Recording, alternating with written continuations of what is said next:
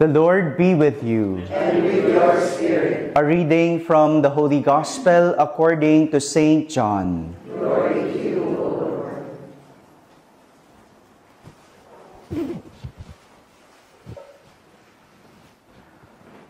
Early on the first day of the week, while it was still dark, Mary Magdalene went to the tomb and saw that the stone had been removed from the entrance.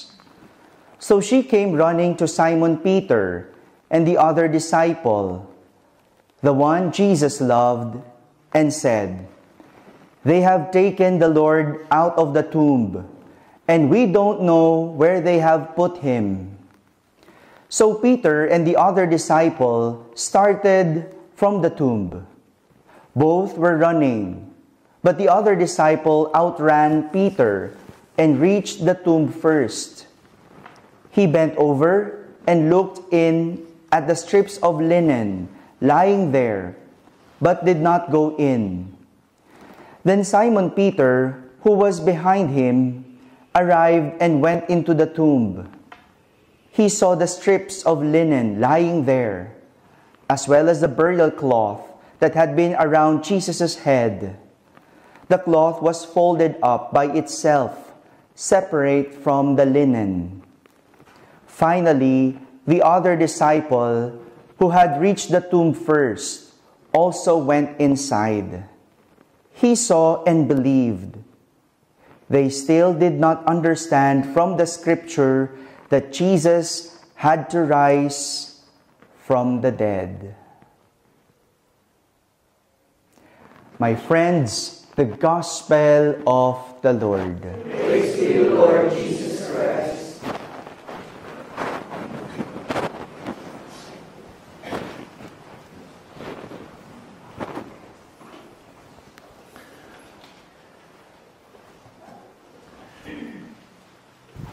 If you will see God, do you think you will recognize His face?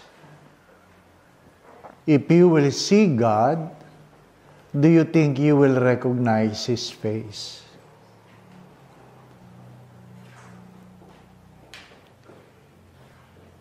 And perhaps the answer is, I do not know. Because what we have in our present times are just pictures, presumptions of how Jesus looks like. We have to accept it. But in the Beatitude, it says, "Blessed are the pure of heart, for they shall see God." Among the many faces, you will recognize who is God among them. When Saint Helena was looking for the cross where Jesus was crucified, in the many crosses, what she did is she got a sick person to touch all the crosses that are available. And the cross that healed the man said, "This is the cross. This is the cross." Pare-pares lang ang mukha ng cross, pero mayroong kakaiba ang tunay na cross. What is distinctive in the face of your husband or your wife?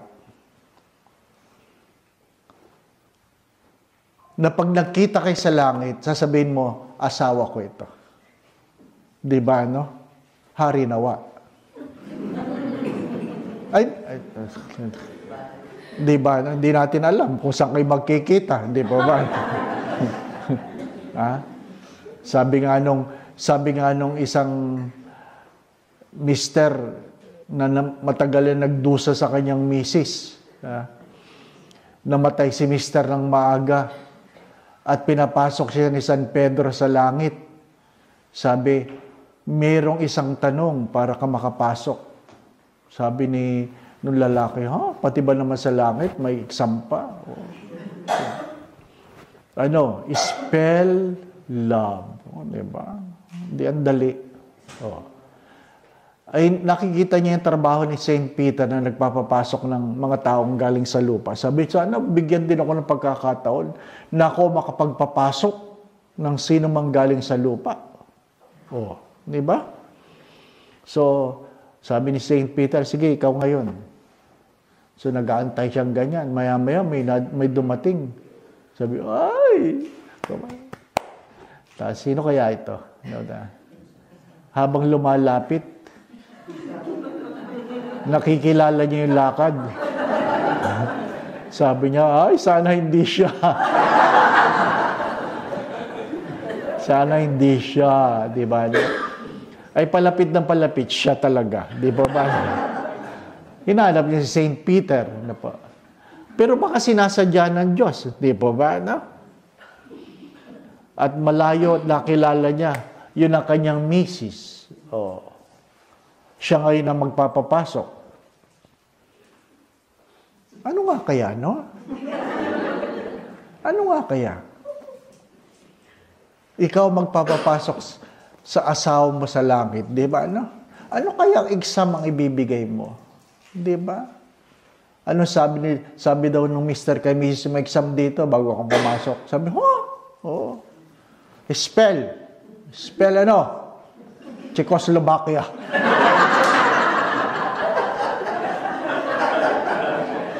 Talagang hindi ka papapasukin na asawa mo, ano? But kidding aside, I have been contemplating on this. Because Mary was unable to recognize the face of Jesus in the resurrection. The two disciples in the road to Emmaus failed to recognize the face of Jesus. It means He will not be among the ordinary. Ano sabi po ng isang script, isang nagbigay na reflection? That the disciples in the road to Emmaus recognized Jesus in the breaking of the bread, not of the words, but because when He raised the bread, they saw what? The nail marks. The nail marks. So not the face, but the nail marks. Sabi po ng isang writer, sabi niya, when you enter heaven, Peter would ask you to show me your nail marks. When you enter heaven, He will not ask you to spell something, but He will ask you to show me your nail marks. Kaya sabi nung aklat, woe to you whose hands are clean and soft. Woe to you. Kaya nga, pag nag-bless ako ng couple in their wedding anniversaries, pinapahawakan ko yung kamay para maintindihan mo, hindi na yan ganong kalambot. Hindi na yan ganong kalambot. Di ba? Pag tayo po ay naglakad ng yapak, barefooted, sa batuhan, masakit ang ating mga paa. But if you keep walking over the pebbles, later on, hindi na sasakit. Hindi na sasakit. Hindi dahil lumambot ang bato. Kumapal ang kalyo. Di po ba, na? Pagkamisan, ganun din naman ang pagmamahal. Hindi dahil nagbago ang minamahal. Lumalim lang ang pagmamahal. Di ba? Di ba yun naman nun? Nagbago ba? Minsan hindi. Lumalim lang ang pagmamahal.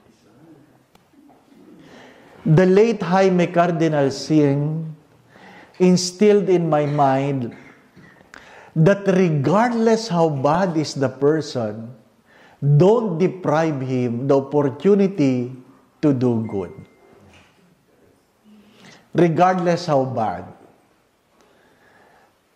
If you are invited to think of bad person, I know you can imagine a lot.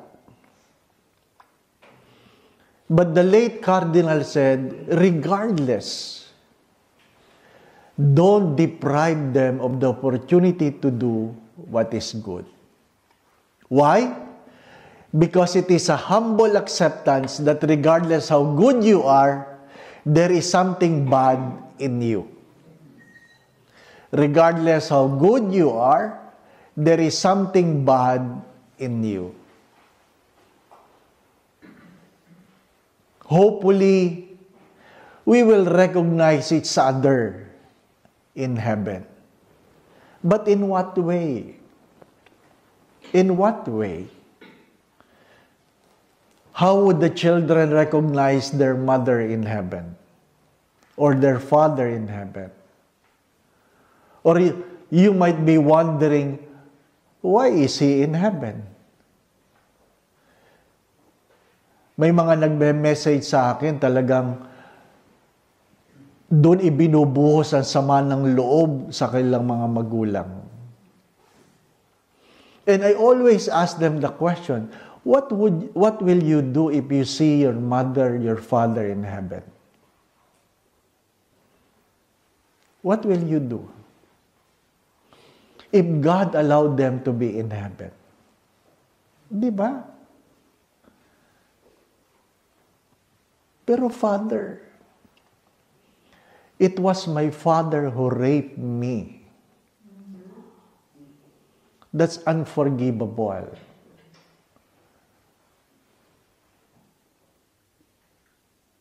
Sabi ko lang ay, I'm not justifying the sins of your father.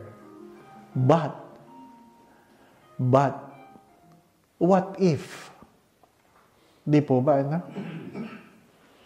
May hangganan ba ang pagpapatawad ng Diyos? Hindi. Hindi mo ba patatawarin ang mga taong pinatawad ng Diyos? I hope you will. The face of God in the Manupelo is the disfigured face of God. Was it disfigured because He decided to disfigure his face? No. The face of God was disfigured because of the sins of man. Sana pag nakita mo yung mukha, nakita mo na kasalanan ko ang gumawa niyan. Kasalanan ko. Remember this. Blessed are the pure of heart, for they will see the face of God. A saint have said this, I rather go to hell if God is there than to spend eternity in heaven wondering where is God.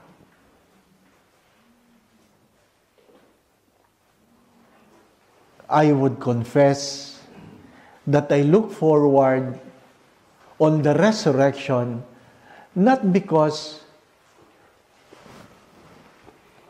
of eternal life, but I have this great hope within me that I will see my Father again face to face.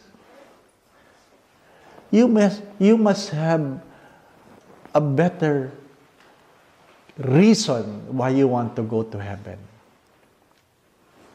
I hope you decide to see the face of God.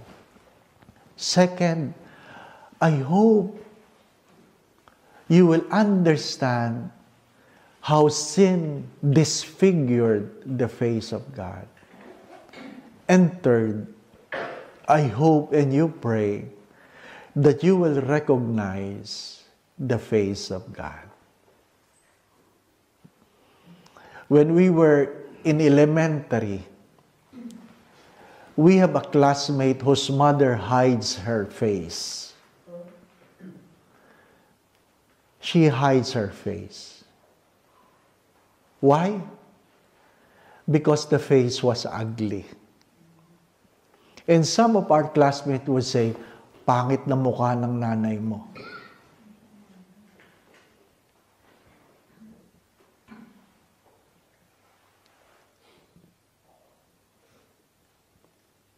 But when I learned this story, I begin to love his mother. Ano ang kwento? Nasunog ang bahay nila. Binalikan siya ng nanay niya sa loob ng bahay. At nang nahulog yung isang poste ng bahay, sinalo ng nanay para hindi ang anak ang mabagsakan. Nasunog yung mukha ng nanay. The face was disfigured out of love for her son. There is nothing more beautiful than that. Sayang ang tangos ng ilong, sayang ang ganda ng kilay, sayang ang ganda ng mata, kung wala namang kwento ang buhay. Sadyang kumakapal ang palad dahil nagtrabaho yan. Sadyang kumakapal ang puso dahil nagmahal. The grace we would like to ask from this place is that I will be able to recognize not only the face of God when I see Him, but to recognize the face of God in the people I find it difficult to love.